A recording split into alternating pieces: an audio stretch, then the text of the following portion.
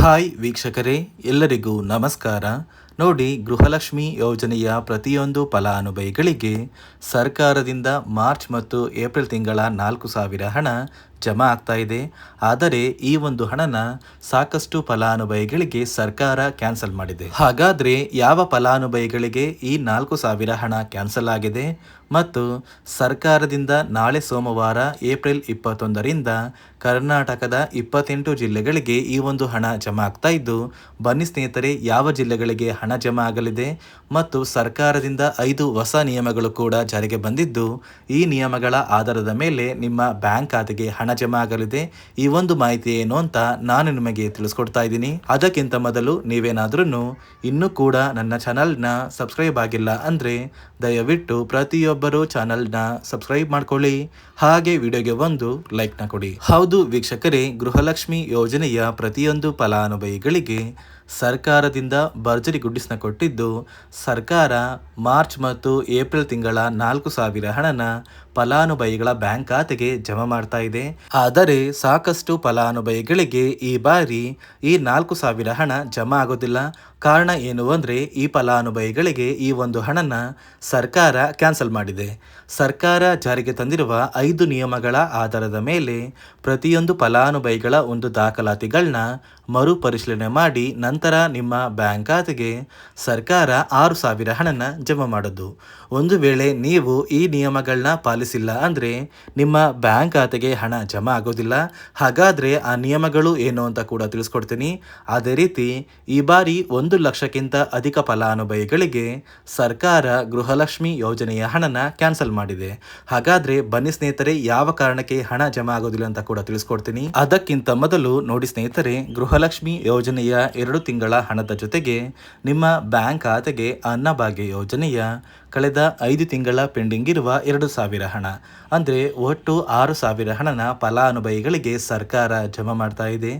ಈ 6,000 ಹಣನ ಕರ್ನಾಟಕದ 28 ಜಿಲ್ಲೆಗಳ ಪ್ರತಿಯೊಂದು ಫಲಾನುಭವಿಗಳಿಗೆ ಜಮಾ ಮಾಡ್ತಾ ಇದ್ದು, ಬನ್ನಿ ಸ್ನೇಹಿತರೆ, ನಾಳೆ ಸೋಮವಾರ ಏಪ್ರಿಲ್ 21ರಿಂದ ಕರ್ನಾಟಕದ ಯಾವ ಜಿಲ್ಲೆಗಳಿಗೆ ಹಣ ಜಮಾ ಆಗಲಿದೆ ಅಂದರೆ, ಮೊದಲಿಗೆ ಬಾಗಲಕೋಟೆ, ಬೆಳಗಾವಿ, ವಿಜಯಪುರ, ಧಾರವಾಡ, ಗದಗ, ಹಾವೇರಿ, ಉತ್ತರ ಕನ್ನಡ, ಬೆಂಗಳೂರು ನಗರ, ಬೆಂಗಳೂರು ಗ್ರಾಮಾಂತರ, ರಾಮನಗರ, ಚಿಕ್ಕಬಳ್ಳಾಪುರ, ಚಿತ್ರದುರ್ಗ, ದಾವಣಗೆರೆ, ಕೋಲಾರ, ಶಿವಮೊಗ್ಗ, ತುಮಕೂರು, ಬಳ್ಳಾರಿ, ಬೀದರ್, ಕಲಬುರಗಿ, ಕೊಪ್ಪಳ, ರಾಯಚೂರು, ಯಾದಗಿರಿ, ವಿಜಯನಗರ, ಚಾಮರಾಜನಗರ, ಚಿಕ್ಕಮಗಳೂರು, ದಕ್ಷಿಣ ಕನ್ನಡ, ಹಾಸನ, ಕೊಡಗು, ಮಂಡ್ಯ, ಮೈಸೂರು ಮತ್ತು ಉಡುಪಿ, ಈ 28 ಜಿಲ್ಲೆಗಳ ಪ್ರತಿಯೊಂದು ಫಲಾನುಭವಿಗಳಿಗೆ ಸರ್ಕಾರ ಗೃಹಲಕ್ಷ್ಮಿ ಯೋಜನೆಯ ಮಾರ್ಚ್ ಮತ್ತು ಏಪ್ರಿಲ್ ತಿಂಗಳ 4,000 ಹಣ ಹಾಗೂ ಅನ್ನಭಾಗ್ಯ ಯೋಜನೆಯ ಕಳೆದ 5 ತಿಂಗಳ ಪೆಂಡಿಂಗ್ ಇರುವ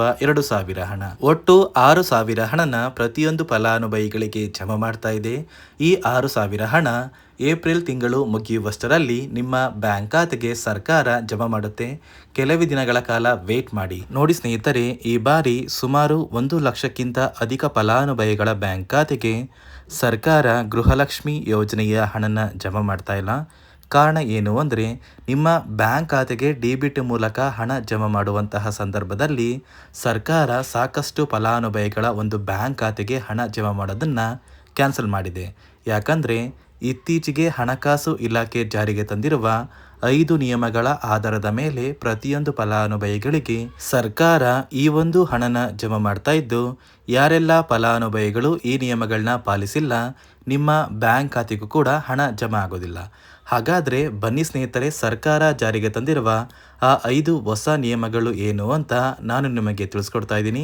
ನೋಡಿ ಸ್ನೇಹಿತರೆ, ಮೊದಲನೆಯ ಒಂದು ನಿಯಮ ಬಂದು, ಸಾಕಷ್ಟು ಫಲಾನುಭವಿಗಳು ಹೊಂದಿರುವಂತಹ ಒಂದು ರೇಷನ್ ಕಾರ್ಡ್ ಏನಿದೆ, ಆ ಒಂದು ರೇಷನ್ ಕಾರ್ಡ್ನ ಮನೆಯ ಸದಸ್ಯರ ಪ್ರತಿಯೊಬ್ಬರ ಒಂದು ಆಧಾರ್ ಕಾರ್ಡ್ನ ನಿಮ್ಮ ರೇಷನ್ ಕಾರ್ಡ್ಗೆ ಕಡ್ಡಾಯವಾಗಿ ಲಿಂಕ್ ಮಾಡಿಸ್ಬೇಕು. ಅಂದರೆ ಈ ಒಂದು ಲಿಂಕ್ ಮಾಡಿಸುವಂತಹ ಒಂದು ಪ್ರೊಸೀಜರ್ಗೆ ಸರ್ಕಾರ KYC ಅಂತ ಕರೀತಾರೆ. ನಿಮ್ಮ ರೇಷನ್ ಕಾರ್ಡ್ಗೆ ಇನ್ನೂ ಸಹ KYC ಆಗಿಲ್ಲ ಅಂದರೆ ನಿಮ್ಮ ಬ್ಯಾಂಕ್ ಖಾತೆಗೆ ಸರ್ಕಾರ ಮುಂದಿನ ದಿನಗಳಲ್ಲಿ ಗೃಹಲಕ್ಷ್ಮಿ ಯೋಜನೆಯ ಹಣನ ಕ್ಯಾನ್ಸಲ್ ಮಾಡುತ್ತೆ. ಅದೇ ರೀತಿ ಎರಡನೆಯ ಒಂದು ನಿಯಮ ಬಂದು, ಸಾಕಷ್ಟು ಫಲಾನುಭವಿಗಳು ಕಳೆದ 3 ತಿಂಗಳಿಂದ ಸರ್ಕಾರದಿಂದ ಬರ್ತಾ ಇರುವಂತಹ ಒಂದು ರೇಷನ್ ಏನಿದೆ ಅಂದರೆ ಉಚಿತ ಅಕ್ಕಿ ಏನಿದೆ, ಈ ಒಂದು ರೇಷನ್ನ ಪಡ್ಕೋತಾ ಇಲ್ಲ. ಒಂದು ವೇಳೆ ಕಳೆದ 3 ತಿಂಗಳಿಂದ ನೀವು ರೇಷನ್ನ ಪಡ್ಕೊಂಡಿಲ್ಲ ಅಂದರೆ ಸರ್ಕಾರ ನಿಮ್ಮ ಬಳಿ ಇರುವಂತಹ ಒಂದು ರೇಷನ್ ಕಾರ್ಡ್ನ ಕ್ಯಾನ್ಸಲ್ ಮಾಡುತ್ತೆ. ನಿಮ್ಮ ರೇಷನ್ ಕಾರ್ಡ್ನ ಸರ್ಕಾರ ಕ್ಯಾನ್ಸಲ್ ಮಾಡಿದರೆ ನಿಮ್ಮ ಬ್ಯಾಂಕ್ ಖಾತೆಗೆ ಗೃಹಲಕ್ಷ್ಮಿ ಯೋಜನೆಯ ಹಣ ಇರ್ಬೋದು ಮತ್ತು ಸರ್ಕಾರದಿಂದ ಬರುವಂತಹ ಒಂದು ಸೌಲಭ್ಯಗಳನ್ನ ನೀವು ಕಳ್ಕೋಬೇಕಾಗುತ್ತೆ.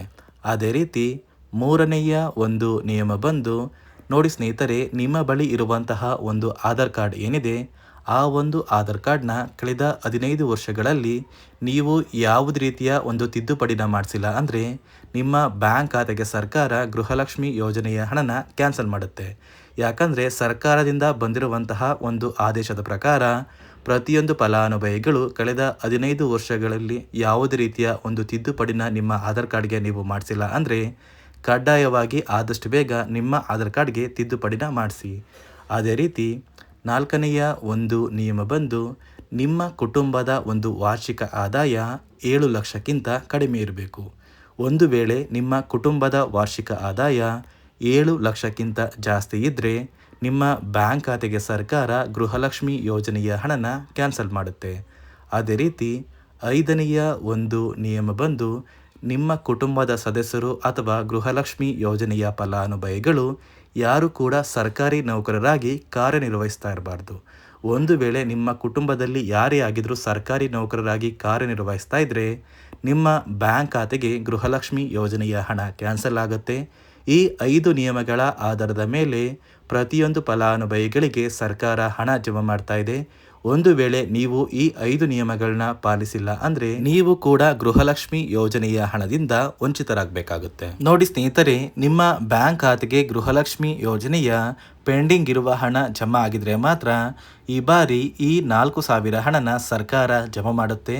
ಒಂದು ವೇಳೆ ಇನ್ನೂ ಕೂಡ ಪೆಂಡಿಂಗ್ ಇರುವ ಹಣ ಬಾಕಿ ಇದ್ದರೆ ನಿಮ್ಮ ಬ್ಯಾಂಕ್ ಖಾತೆಗೆ ಹಣ ಜಮಾ ಆಗೋದಿಲ್ಲ. ಇದೇ ಒಂದು ಕಾರಣಕ್ಕೆ ಆದಷ್ಟು ಬೇಗ ನೀವು ನಿಮ್ಮ ಊರಿಗೆ ಸಂಬಂಧಪಟ್ಟ ಒಂದು ತಾಲೂಕು ಕಚೇರಿಗೆ ಭೇಟಿ ನೀಡಿ ಅಲ್ಲಿ ಇರುವಂತಹ ಮಹಿಳಾ ಮತ್ತು ಮಕ್ಕಳ ಅಭಿವೃದ್ಧಿ ಇಲಾಖೆಯ ಅಧಿಕಾರಿಗಳನ್ನ ನೀವು ಭೇಟಿ ಮಾಡಿದರೆ ಸಾಕು. ಆ ಒಂದು ಅಧಿಕಾರಿಗಳು ನಿಮ್ಮ ಬ್ಯಾಂಕ್ ಖಾತೆಗೆ ಯಾವ ಕಾರಣಕ್ಕೆ ಪೆಂಡಿಂಗ್ ಇರುವ ಹಣ ಜಮಾ ಆಗಿಲ್ಲ ಮತ್ತು ಕೆಲವೇ ದಿನಗಳಲ್ಲಿ ಪೆಂಡಿಂಗ್ ಇರುವ ಎಲ್ಲ ಕಂತಿನ ಹಣನ ನೀವು ಪಡ್ಕೊಳ್ಳೋದಕ್ಕೆ ಅಲ್ಲಿನ ಒಂದು ಅಧಿಕಾರಿಗಳು ಸಹಾಯ ಮಾಡ್ತಾರೆ. ಅದೇ ರೀತಿ ನಾಳೆ ಸೋಮವಾರ ಏಪ್ರಿಲ್ 21ರಿಂದ ಕರ್ನಾಟಕದ 28 ಜಿಲ್ಲೆಗಳಿಗೆ ಈ ಒಂದು ಹಣ ಜಮಾ ಆಗ್ತಾ ಇದ್ದು ಪ್ರತಿಯೊಂದು ಫಲಾನುಭವಿಗಳಿಗೆ ಕೆಲವೇ ದಿನಗಳಲ್ಲಿ ನಿಮ್ಮ ಬ್ಯಾಂಕ್ ಖಾತೆಗೆ ಈ ಒಂದು ಹಣ ಜಮಾ ಆಗುತ್ತೆ ಅಂತ ಹೇಳ್ತಾ ಇದಿಷ್ಟು ಗೃಹಲಕ್ಷ್ಮಿ ಹಾಗೂ ಅನ್ನಭಾಗ್ಯ ಯೋಜನೆಯ ಪ್ರತಿಯೊಂದು ಫಲಾನುಭವಿಗಳಿಗೆ ಸರ್ಕಾರದಿಂದ ಬಂದಿರುವಂತಹ ಒಂದು ಹೊಸ ಮಾಹಿತಿಯಾಗಿದೆ. ನಾನು ಕೊಟ್ಟಿರುವಂತಹ ಮಾಹಿತಿ ನಿಮಗೆ ಇಷ್ಟ ಆಗಿದ್ದರೆ ದಯವಿಟ್ಟು ಪ್ರತಿಯೊಬ್ಬರು ನನ್ನ ಚಾನಲ್ನ ಸಬ್ಸ್ಕ್ರೈಬ್ ಮಾಡ್ಕೊಳ್ಳಿ, ಹಾಗೆ ವಿಡಿಯೋಗೆ ಒಂದು ಲೈಕ್ನ ಕೊಡಿ.